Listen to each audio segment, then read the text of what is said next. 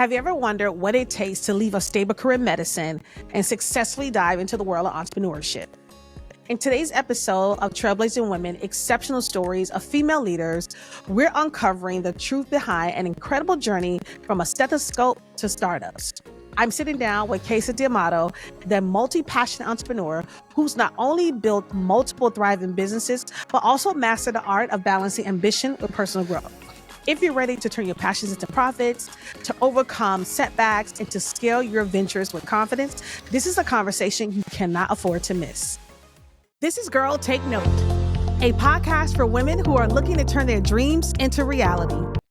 Hey, Kasey, welcome to the Girl Take Note podcast. How are you? I'm doing well. How are you?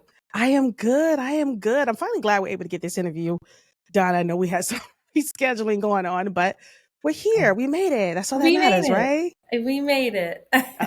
Exactly. Let's jump into your background. Kind of spans across like multiple industries, which is why I'm so interested in talking to you. What are key experiences you think that kind of led to your career change early on for you to set the foundation for the success that you have today? Oh, that's a great question. Yeah, I have gone through multiple iterations, all different businesses. I started in a startup that wasn't my own in wholesale pharmaceutical sales, went on to become a medical practitioner as a dermatology PA, did that for a very long time. Got involved with management. That's when I started to get interested in business. Actually, I always wanted to serve people, and that's what drew me to medicine. But at the same time, business was intriguing. I think because of the growth standpoint. So in lots of industries, just like medicine, we master a skill, we become an expert in our field, and then we're sort of like, what's next, right? In the entrepreneur journey, it's a constant evolution of growth. And that is really what attracted me. So I went on to then launch a skincare business, and I took that internationally and have recently exited that, 2 coaching and consulting businesses. So really 5 different businesses that I have been a part of, 3 of my own, 2 that I've helped other people grow, all different industries, some online, some offline, mostly service-based, one's been product-based. And it's very interesting to me to look at patterns and trends of success in business and success in your personal life and how to integrate the two. Yeah, definitely. You know what I kind of think of you as, because it's that term, a multi-passionate person. You know what I mean? So we have, and I talk about this a lot with friends, like kind of off the podcast, but we always talk about, like, well, what should I define myself to be? Because I'm such a multi-passionate person. I love this, I love that. And a lot of times people say, well, just focus on one thing. But I feel like your journey kind of tells you that, hey, you know what? It's okay to be a multi-passionate entrepreneur and be able to try different things, and you can succeed at that, and you can move on to something else because you have different things that you love to do. Yes. And it's so interesting that you bring this up, because I recently went through this process myself over the past year, defining my personal brand and my most recent business, which is my personal business advising and executive coaching business. And what was that going to be? Who was I going to help? How was I going to help them? Which different path, which industry, which stage of business, which stage of life, and all of that swirling in my mind, exactly to your point of how do we define ourselves when we have multiple passions? And it took me a long time until really recently, I defined it for myself.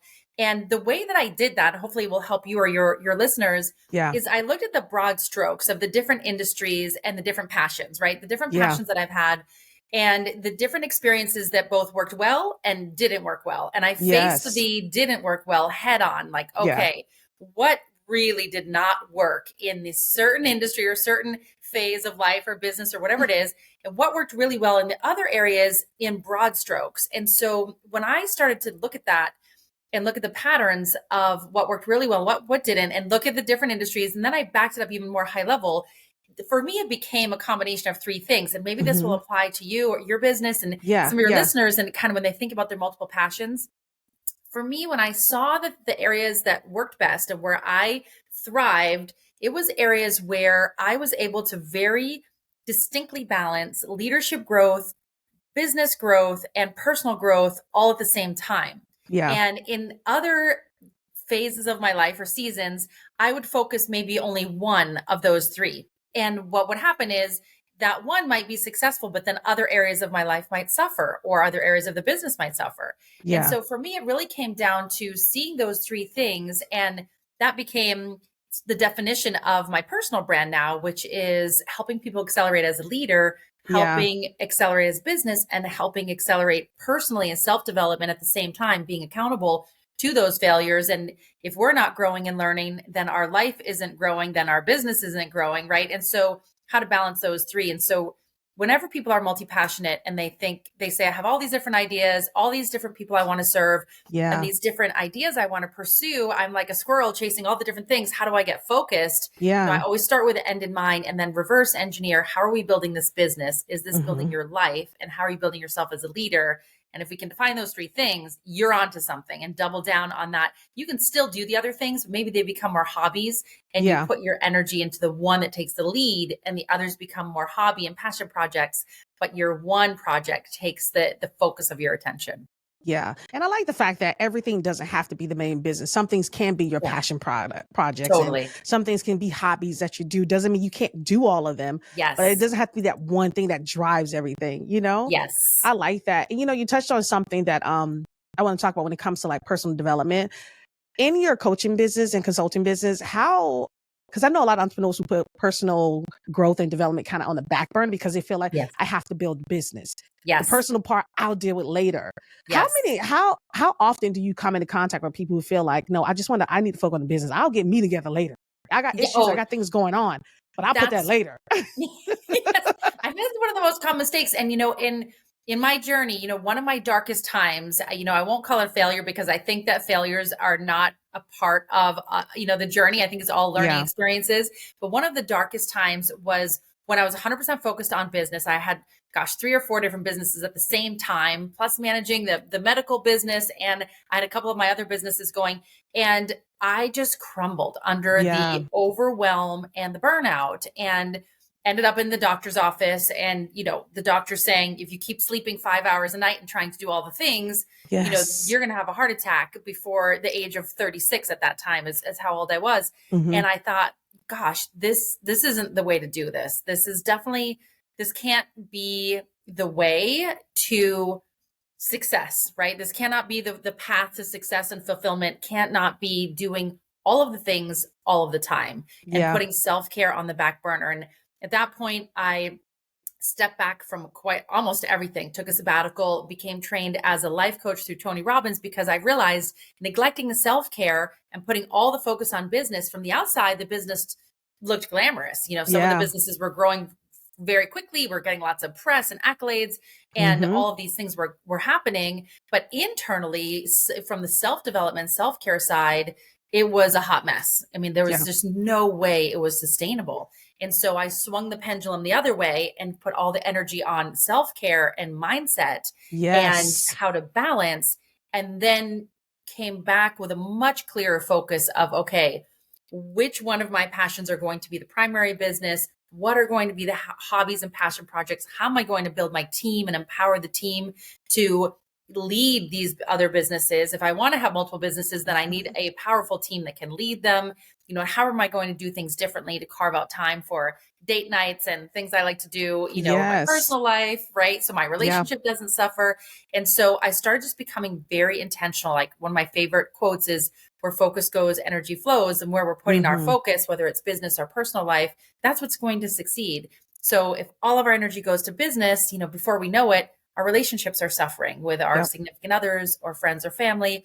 Yeah. Or if we're putting all of our energy in our relationships or in raising children, then maybe our business is going to suffer, and people feel Yeah. a lot of internal conflict about how to do it all, the relationships, Yes. the business. And it is doable. I'm here to say it's doable. I still own multiple businesses, a real estate portfolio, a very happy marriage. Yeah. But there were times that things were not going well, and it Mhm. takes a very intentional time focus. It's all about the time and where you spend your energy and time, and the output that you expect, the outcome you expect from that time, whether it's business or personal life.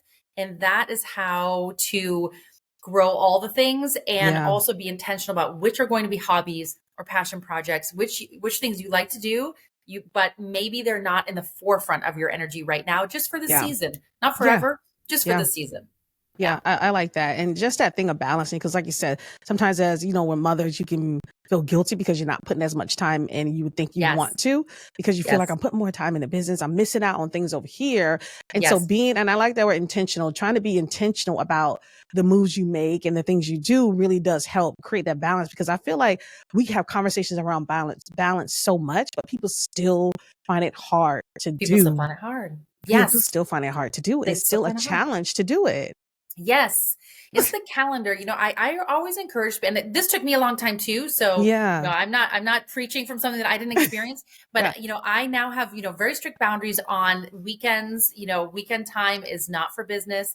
Also the summer months, we are fortunate to have a summer home near where I grew up with family. So the summer months Mm-hmm. are a little slower. So I can spend time with extended family, aging Yes. parents, things Yes. like that. And so, I have seasons, and I really encourage, and that was one thing that took me a long time. I really encourage my clients, people I work with, to accept that things are seasons. So Yeah. you can spend a, weekend. Maybe it's just a weekend. Maybe it's just Saturday that is designated for family. So you're not telling people that you're not available. You're saying when you Yes. are available. And so Yes. my extended family knows I'm going to see cousins and aunts and uncles and parents, all those in the summer months. They'd be like, we're going to have a ton of great time. And the other Mm-hmm. part of the year is a little bit more business focused. And so then for me, that feels like the right balance for me. So kind of weekends are my husband's, and then I have the summer season for extended family. And I still work, but a little bit slower pace. I don't do big launches and things like that in the summer months. So I'm working. It's just maybe not full steam ahead. So I always tell people, like, look at your calendar. Your calendar is the secret to your balance, and Yes.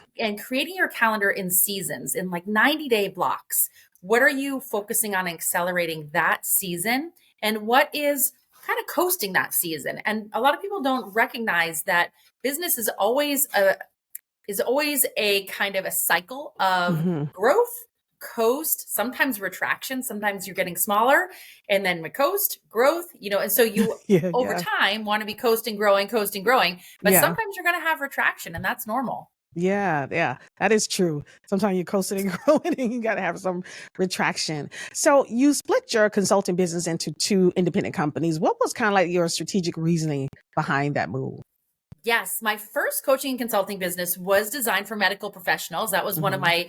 my, I was a medical professional since 2003. So I started helping people grow their career and help them negotiate salaries and build their business and build a kind of a win-win team structure, help Yeah. people build teams in medical practices.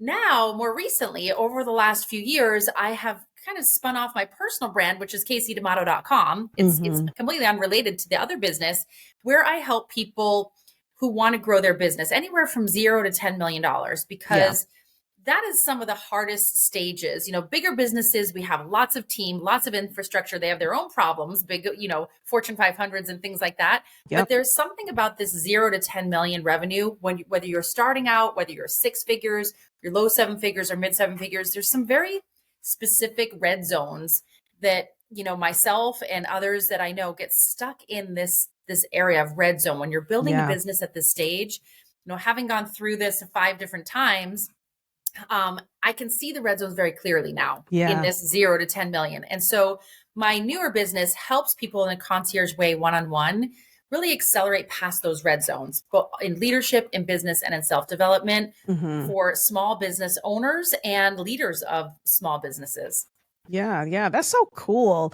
The balance of the business and trying to grow, like I feel like as entrepreneurs, especially small entrepreneurs, when we're thinking about, okay, how much we want to make and how much we're trying to make in that year, it's a struggle, right? Yes. To find that balance, to find the right thing that you said, okay, financially I can grow in this way, Yes. because to get that startup and get running, it's very difficult to do. And I think you said something I think is good, because a lot of us are solopreneurs. And so a Yes. lot of us don't think that. And I talk to a lot of business owners like yourself, and a lot of them talk about scaling and about, I had to bring in teams in order to scale. I had to Yes. relinquish my baby to Yes. someone else to help Yes. manage me in order to scale. So if you want to grow, you have to bring in teams. Have to. So kind of talk about how important it is to try to have a team to help you scale versus trying to do it all yourself. Yes.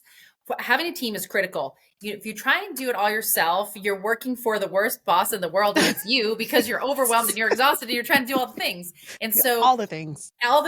So for solopreneurs, the first thing that I always recommend for solopreneurs, number one, make that first dollar, get that first client, that first customer. As soon as you have some revenue coming in, the second thing is to hire a virtual assistant, without doubt, so that you're cutting off some of the minutia tasks. And most people underestimate the power of the accountability of the virtual assistant. So the first thing, whenever I'm starting a new business, I always immediately hire an assistant, because not just to take off some of the minutia tasks, but to hold me accountable, because there are things that I don't love to do, but I know that only I can do them. So, maybe that is posting on social media, things like that. I will put that at the bottom of the list.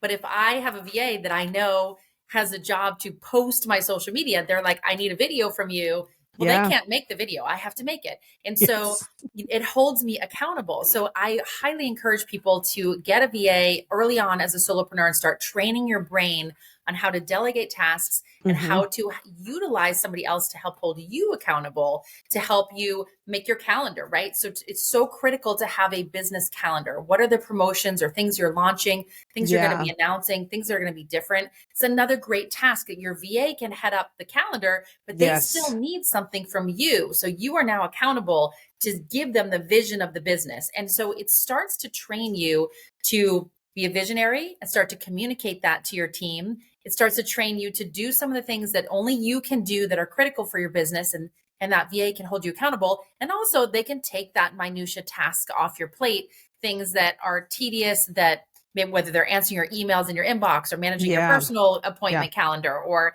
all those kind of things, scheduling social media, sending out some email reminders, things like that. So they can take that stuff off your plate, but also hold you accountable for the big things that are going to move your business forward. And people underestimate that. And then a VA, just a few hours a week, 3 to 5 hours a week of a VA can help move your business forward much more than you realize if you utilize them in the right way. Yeah, I agree 100%. I just spoke to a friend over the weekend, and she wanted to do social media. And so I'm helping her do some things, but she's running this business, and I'm telling her, like, listen, you need to get a VA, because social media is like every day. Right. And if you're like the boss and you're focused on the big picture, you need someone else that kind of focus on this stuff for you. But I noticed that too, because I would like that myself, that, oh no, I can do it. Right. I'll do it. I'll get it done. I can do it. And then it becomes that thing where that tedious thing it's that you have to do. Right. And it's not that we can't do it, but the reality is we should be focusing on bigger things. Like there's 6 steps of growth, awareness, and then you have the acquisition. So, really you have awareness. How are people getting to know about you? You have trust building. Then you have acquisition. How are you getting contact information, conversion, and then you have retention and referral. So as the owner of the business, we want to be looking at all those steps of growth, in addition to, looking at doing the business management, paying the bills, right? And some of the things that are just business related. And then we have also client facing activities where we're working with our clients or customers, or, we're fulfilling orders depending on the type of business that it is. So there's a lot of moving parts. And so it's not that we can't do the things, but if we try to do them all, we're going to be working 20 hours a day and we're going to burn out. So when building a business, I always say solopreneur is like a hobby business. And your number one goal is to get yourself to a point where you can hire a VA, and then you can hire your first part-timer and then your first full-timer. That's how you build a business. And so the name of the game, the number one thing you should be focusing on is, when can I make that next hire? That's how you build a business. I like that. I gotta make sure I stay in that mindset myself. I like that. Let's talk about mindset. So multiple businesses, right? You launch multiple businesses, success with those, but with those multiple businesses, I'm pretty sure came multiple challenges, multiple setbacks. And what type of mindset do you have to develop in order to push through those setbacks, to even start something new if something else was like, oh, this was so tough to get here? Do I even have the capacity to do it? What kind of mindset do you think you need to do that, or you develop to do that? Yes. Multiple businesses comes with multiple challenges, multiple failures. I mean, big ones. Like I can tell you stories of money that's been lost. I mean, multi 5 figures up to multi 6 figures, in some cases, even 7 figures. So those are big bruises. You get, that's a big knockdown when you have a year like that. And you're like, oh my gosh, then there's all sorts of team issues. There's launches that don't go well.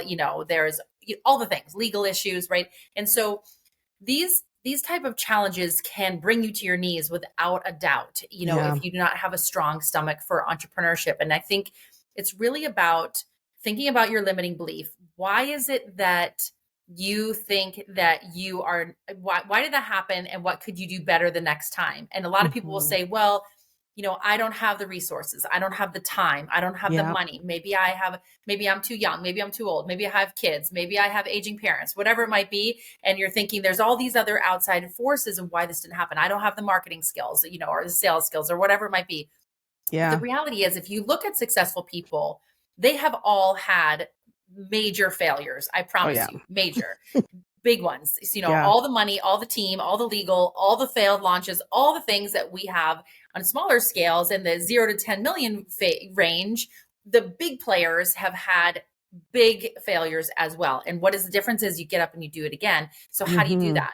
So one of the tools that I always apply now is balancing out 3 levels of who's of support. So a lot of people say it's who, not how, to get your business and your life to the next level. And I believe that. I also believe that it's 3 levels of who's. And the way that I describe the 3 levels of who's, at any given time, if you have these 3 layers of support, you can overcome any challenge. Even if you're knocked down to your knees, you will get up faster than people that do not have these 3 levels.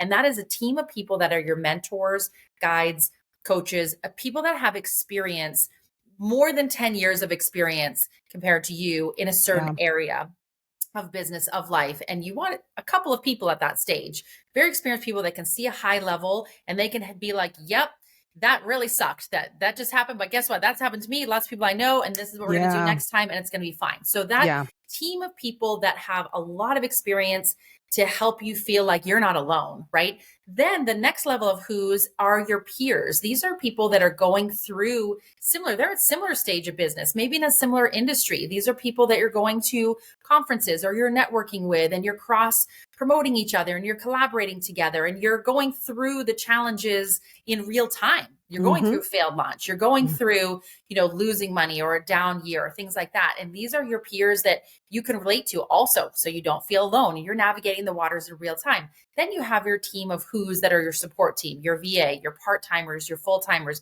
people that see your vision and can help you brainstorm. And hopefully you're bringing some people on your team that have some tactical skills stronger than you have. So, hopefully you're bringing on some people that, whether you need to bring on sales or marketing, operations, people that are filling the gaps, that they've got some skill set in that area. And you're not bringing on people that are so green that you have to train everybody, because that's a big mistake a lot of people make. Bring on a lot of green employees and you're training everyone, then they're great. They have a lot of energy, but you need a few people that have some skill set to help you brainstorm. So if you have the 3 levels of who's surrounding you, that you will be able to overcome any challenge much faster than if you're trying to do it alone. And so that's what I always remind people. If you're in a time where you're in a funk and you're having a challenging time, I'll say, who are you working with right now? Who's mentoring you? Who you're coaching? What groups are you in? What networking groups? What masterminds? Who's on your team? Like, let's look at these 3 teams of people in your ecosystem that are supporting you at all levels. And that will pick you up and carry you through, so that next launch is successful, the next hire, the profit margin increases, your growth strategy is solid, you're looking at the right marketing metrics or the right business KPIs, and you're balancing with your personal life. And your personal life is thriving at the same time with your time management, your relationships, and things like that. So that's the answer, in my opinion, to overcoming any business challenge, is surrounding yourself with those 3 levels of who's. I like that, the 3 levels of who, because you're right. It's the mentors, which I think a lot of us solo entrepreneurs kind of lack on that part, which having mentors and not thinking that that's important to us. But it is, like I said, to be around people like yourself or get advice from people like yourself who've been there, done it, and built a business, say, hey, I can help you get to that next level, because we all want to get to that next level. And you mentioned something about sales, and I think sales is one of the hardest things for new entrepreneurs to do, because even for me, sales is hard for me to do. And I'm like, I'm not a salesperson. You know what I mean? So it's like, how do you convey that? And I think, like you said, being able to bring someone on who kind of specialize in that. Yes. Because I'm going back to that mindset where I don't have to know how to do everything. That's right. There are people out here who specialize in this, and they do it and they love it. So why not utilize that versus me saying, no, I have to do it? Yes. And Exactly. You sales don't is the have to do all the hardest. things. And sales Mm-mm. doesn't have to be icky, right? It can be Yeah. you're educating and you're serving your community, and it can be as simple as an invitation. Like you're Yeah. serving, you're educating on a topic that you're an expert in, you're helping people, and then Yeah. you're saying, hey, I do have a program that helps people in a deeper way, no pressure, things like that. But definitely having someone that is comfortable with sales with the follow-up process, Mm-hmm. and finding out from your target audience, what do they want, what do they need, what are their objections. And Yeah. again, it doesn't have to be sleazy or slimy or any of those things, but there's lots of people. I have someone on my team, and she absolutely loves the client Yeah. relationship. She's Yeah. phenomenal at it. And Yeah. so it's great. It's a win-win, because then I can serve the clients. I can be on that side, and I can be having Mm-hmm. conversations with you, and she Yes. can be reaching out to clients or prospective clients and finding out, what do they need? Can we help them? Are the programs the right fit? And if not, no big deal. Like that, we did not, you never want to put pressure on people. If it's not the right fit, it's not the right fit. But you Exactly. want to know who you can help, and be clear and tell people, hey, I have some skills. I can help you. If you are a few steps behind me, I can totally help you. And I'd love to work Yes. together and make that happen. And, so I think with sales, with marketing, and to delineate the two is really important too. Mm-hmm. Marketing is different than sales. Marketing generates leads, sales converts the leads. And a lot of people blur those, especially in the online space. That digital marketing and the digital entrepreneur blurs the marketing and the sales process a little bit. And they're really quite different. The marketing and the awareness and generating leads is a very different process than the leads coming in, whether it's phone calls or emails or DMs or people landing on the website, depending on what your industry is, and the conversion process from there. It's very different, where the line in the sand is between marketing and Yeah, sales. I'm so glad you said that, because you're right. It is different. I don't think people really know that. I'm so glad you said that. And that's going to be a very good part of this snippet I'm going to take from the podcast, from this Yes. episode, because it's so true. They're two different things, but people put them together all the time thinking they're one. Yes. So I'm glad you mentioned that. I've heard you mention before about planning exits as a part of strategic thinking. What Yes. advice would you give an entrepreneur about planning an exit, and how should they actually approach it from the beginning, I guess? Yes. So no matter what, if you're thinking about starting a business, always Mm-hmm. want to know what the end is. Where are you going with this business? And there's really three ways that you can think about the exit.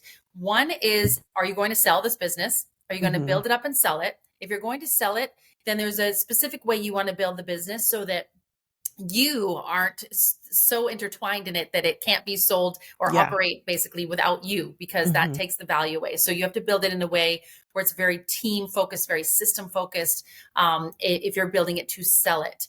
Another is a legacy business. I mean, you're building the business and you're going to hand it down to the next generation. Maybe your Mm. children are going to take over, or a niece or nephew, or a Yeah. best friend, or something like that. So you're building it with the intention that somebody else probably will step into the lead, and you may stay on as an advisor, coach, consultant for a stipend or something like that, but it's not going to be like a very clear cut exit. And the other one is going to be a wind down process. So you want to do this business for a season of your life because you're passionate about it, but this is a 5-year passion project, and then I'm probably going to do something else, and that's okay. So Yeah. you want to come into your business with a very clear exit on what the exit is and a time frame for that exit. Most of the time, if you want a healthy, sustainable business, you want to think about like a 10-year time frame or more. Businesses that are shorter than that, if you're thinking you're going to exit in 3 to 5 years and it's a brand new business, that's tough, because it takes a season or two to test things and beta test things and get traction and get growing. So it's not impossible to grow things. We certainly see that in the tech space all the time. Yeah. But if you're in a service-based industry, it takes a little while to get through and get the momentum building. So if it's a brand new business, I usually recommend thinking 10 years or longer if it's a brand new business. If you're thinking about an exit plan. And if it is an established business, then certainly you could be thinking 5 years. If it's well established, you might just need to polish a few things and change a few things the way you're operating, but you definitely could have an exit within 5 years. I think that's important to mention, because I feel like a lot of us get into entrepreneurship, right? And we think it's going to just happen just like that. Because we look at all these viral moments on social media where social media got us thinking, oh, if I do this, I get that post, I go viral. Yes. Right. Yes. I think I like the fact that, you tell people to listen, think about it 10 years down the road. Right. Yes. Because it takes time to build a business where we get into our business. And if it's not happening within like a year, we're like, okay, I don't know how much longer I can do this. Right. So how important is it to have patience, I guess, when it comes to building your business? How important is patience in this process? Well, patience is very important. So when you're starting the business, that first year, you want to have some revenue goals. That what I say is that you have a healthy business model. So that first year, if you can get to mid 5 figures or low 6 figures, if you can get to that point, you're doing great. You're doing great. Then, you're going to get to that point. We're going to need that help, that VA. You're going to refine some things, profitability, but that's fantastic. If you're getting it, to this point where you are a year in and you can't, like 6 figures seems like it's eternity away. You're like, I am barely at 10K, then you're really still in the hobby space. You're still in the hobby space. You're still in concept space. And there may be something broken about your business model. And when I say that, some common reasons why people have broken business models might be they might have a low price point product and they might struggle to build a big audience. In order to have a successful business with a low price point, you need to have a lot of clients and customers. And so if you don't have a machine on the marketing side that builds a lot of community, you will have a broken business model with that one. So that's a very common one that we see a lot, is that the price point is too low for a viable business model. So you're serving people, but it's not generating enough for you to be able to hire a team. You're like, I can't even take money myself. How could Kasey's saying hire a team? That's impossible. And I have no more hours in the day. So, what do I do? So in that case, there's two things. You've either got to figure out how we're going to attract more audience, whether that's collaborations or you're bringing somebody on that's very strong marketing, or you've got to readjust your product so that it does have a higher price point. Because higher price point, you can serve fewer people. So that you might need to change your avatar or change the way you're solving the problem. So the price point changes. So it's really critical that you're seeing momentum each year from the revenue standpoint. You're seeing the revenue get to the point that, oh, there is legs here. This model is healthy. That's one of the first things we look at in that first year. Is this a healthy business model that we can then scale? Because by year 2 to 3, we want this baby to be cooking. We want this business to be up there, at least in the mid 6 figures, if not approaching 7 figures. No, I have clients that will hit 7 figures their first year. If the model is healthy, we come out of the gate strong, you can hit $1 million that first year, but the model has to be super healthy. We have to know exactly who we're serving, how we're attracting them. That differentiation between marketing and sales has to be on point. And we've got to really be watching all those metrics and building that team underneath us as fast as we're growing. So it is possible to hit 7 figures in 1 year, but that's not necessarily for everybody. So I always tell people, shoot for that mid 5s or 6s in that first year. Keep building from there. If you're missing that mark or you feel like that's a pipe dream, look at your business model. There's something probably broken, and I want to save you a lot of time before more years go by. You're still stuck at that point. There's something broken about your model, either your price point or the audience that you're serving or how you're serving them, that you need to look at and reevaluate.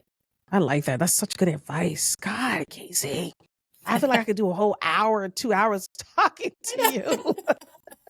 You have so much great advice. Like, it's so good I love that. Like, looking at, because I think that's one of the mistakes we all make. We think we have to come out on the low end just to attract people. And if we feel like we charge too much, then we might not, I don't know. I feel like we feel some kind of guilty almost to come out with a high ticket item where we're like, well, nobody really knows my business. I can't come out with that kind of high ticket item. So that, you see, now that want me to speak to confidence, right? The type of confidence we have to have, not only in ourselves, but in our business. So is being able to, like, do you help, and during your coaching and consulting business, do you help your entrepreneurs build that confidence? In order to say, you are worthy of this. Confidence, clarity, conviction. That's part of that early stage. Confidence, clarity, and conviction is part of that early stage, along with the business model. If you have to have those 3 things, because you have to believe that you are the best at what you do. Because if you don't believe it, then how will anybody else believe it? So when you're starting out, that confidence, clarity, and conviction is 1000% critical, that you can say, what I do is proprietary to me, to my experience. I developed this process, this formula, this style, and I believe it is the best. And this is Yeah. why. And you have to own that 1000%. And people say this to me all the time, right? I'm a business advisor and executive coach. There's 1,000,001 business coaches out there, right? So like, Yeah. how am I different, right? And I can say with 100% conviction that I have experience in 5 different businesses across different industries, and I navigate the balance and intersection of business success and personal life success. Yeah. And I believe that I'm the best at it because I'm integrating in a holistic way, not looking only at business or only at life. And so I will go on any stage, the biggest stages, and I will say that with conviction. And it takes a Yes. while to get to that point, but until Yeah. you get there, you're going to hold yourself back. Your own mindset is going to hold yourself back, because if you're always thinking, well, somebody else, they have a bigger business, or they sold for a bigger amount, Yeah. or they're more Instagram famous, so who am Yes. I to say that I'm the best in the industry? And if you think that way with the imposter syndrome, you'll hold yourself back, and it's all in your mind. Who cares that they have a bigger Instagram or TikTok? Who cares that they sold their business for more? Who cares that they are more famous, or they publish more books, or who cares? Yes. Everybody starts someplace and grows someplace, and grows along their own journey. And the name of the game is that you believe and you're passionate about what you're doing with so much clarity that you know who you're serving, how you want to help them. Your business Hmm. model is viable and it can Yes. pay your bills and support your family. And you know in your heart of hearts that you're better than the competitors. Competitors, I love competitors because competitors show that there's a business model that's viable. And Yes. competitors mean that people are buying a similar product or service, which is fantastic, great. Come into the market and do it your way, do it unique to you, that is different and better. And we already know there's a proven market because the competitors are doing it. Fantastic. No need to have imposter syndrome.